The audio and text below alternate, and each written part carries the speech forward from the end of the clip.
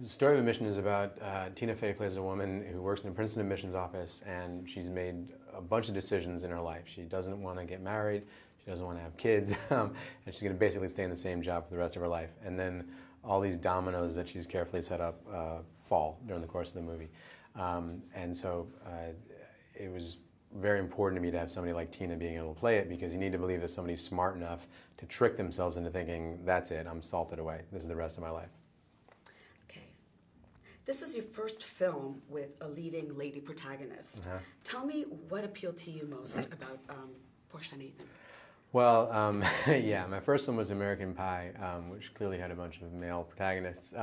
Although at the same time, my brother and I were keen to have that be a movie that girls could see and that wasn't as misogynistic as most of the films in that genre. However, I was very embarrassed to realize that this being my 9th film, that I had not yet directed a film with a clear female lead. There's no different approach to anything. It's just I was really excited to find this story that I thought I'd be able to tell properly, and the only lead that I thought could do it best. Okay. And also, I think, you know, there's a lot of stories about men having a hard time expressing their emotions, but the fact is that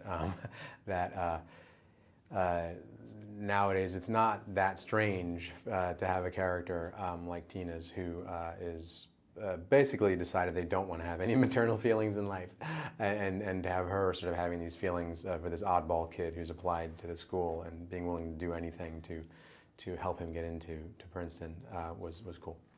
Okay. Working on this film, did it bring back any unpleasant memories of your college admission days? Well,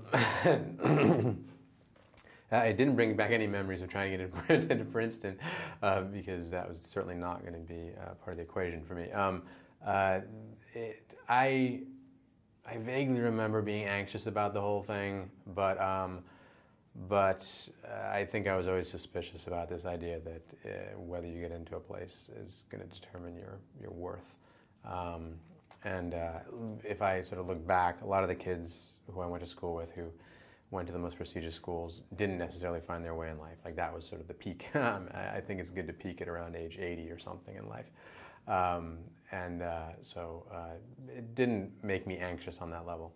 They're both really smart and really funny, and I certainly called upon that and on their ability to ad-lib. And they seem to really like each other, which is great. I would say on the last day of shooting, they were such good chums that we were shooting a scene where the two characters had just met each other and were having dinner for the first time and sort of learning about each other, but Tina and Paul were very comfortable with each other and drinking a little bit of wine during the day's shooting. And I had to go up and remind them that these characters don't know each other or necessarily particularly like each other at this point. So it was really nice, and they're both extremely polite, nice people who are not overly besotted with their own stardom. And what was it like working with an iconic star like Lily Tomlin? When you're working with an iconic star, I mean, I had seen her films that she did with Robert Altman, and obviously I know her as a great comedy figure, but I also knew that she was a powerhouse actress. It's fantastic. She really wants to get swept up in the character, and she plays Tina's domineering mom in the movie. And so I was really happy for Tina to be dealing with somebody who was bringing a huge amount of passion into scenes. And even when the camera's not on her, she was game for really firing on all cylinders and seeing what that would bring out of Tina. And what do you want audiences to take away from this film? I hope that they'll think it was really fun and that they got emotionally involved. And I think it's a great date movie, essentially, and men will not be overly angry at their significant other for bringing them to it.